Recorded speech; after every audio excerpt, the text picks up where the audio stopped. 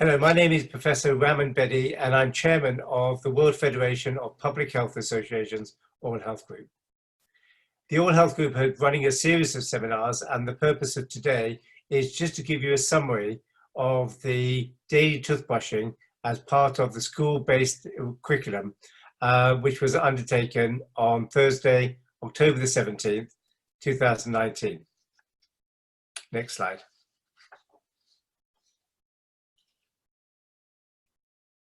So my background is that I was the Chief Dental Officer for England and have been running a number of global oral health initiatives.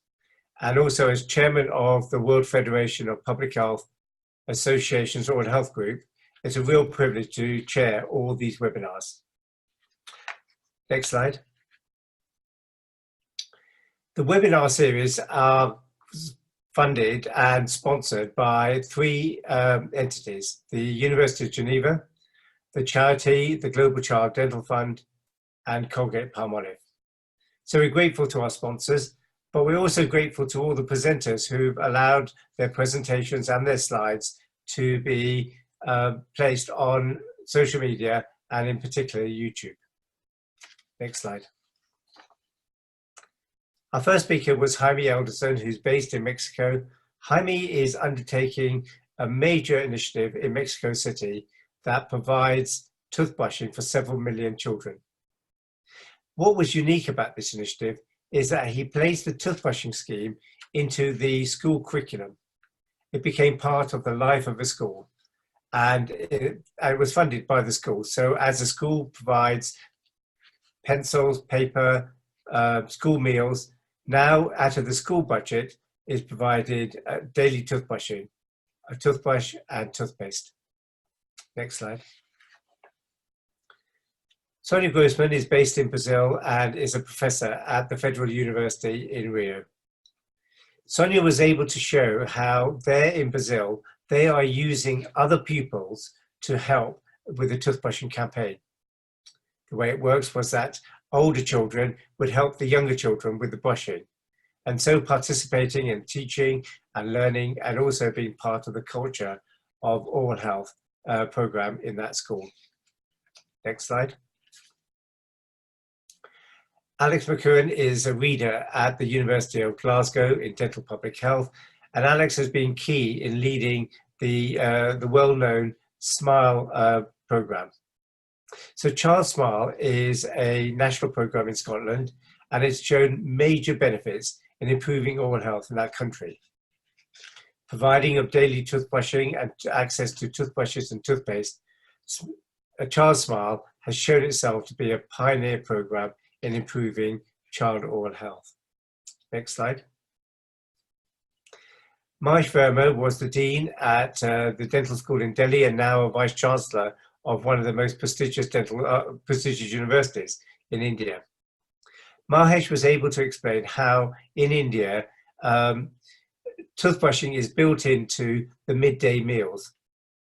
Children are taught at school to wash their hands, have their meal, and then to brush their teeth. It's part of a ritual and it's part of the daily life of a school child.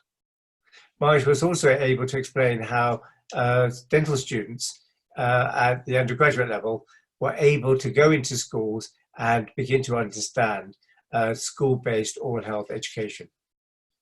Next slide. Dr. Rosario Casuro is a professor at Policlinico San Donato in Italy.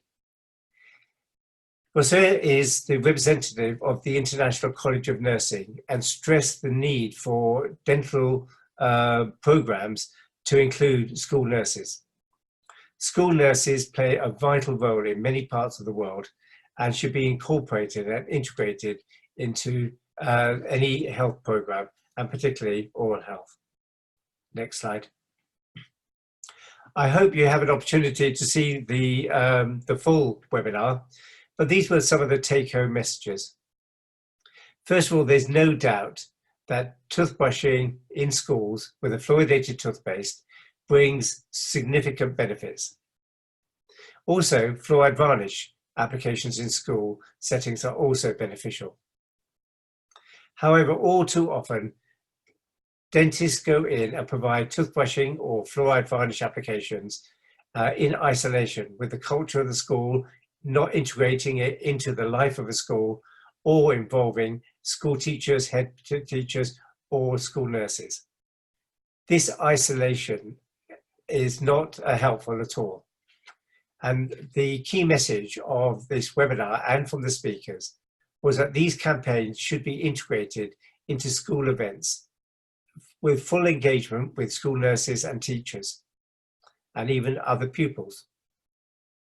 Integration is important, and we know the integration of general and oral health is being promoted, but also integration in school-based oral health improvement programs is also vital.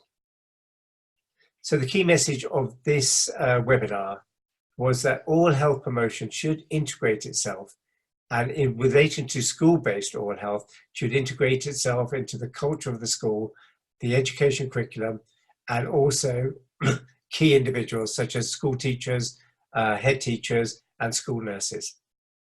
Thank you very much. I also want to say again, thank you to our sponsors, University of Geneva, the charity, the Global Child Dental Fund, and to Colgate-Palmolive. If you have an opportunity, we are running our next webinar on the 15th of November on the importance of integrating general and oral health. Thank you very much.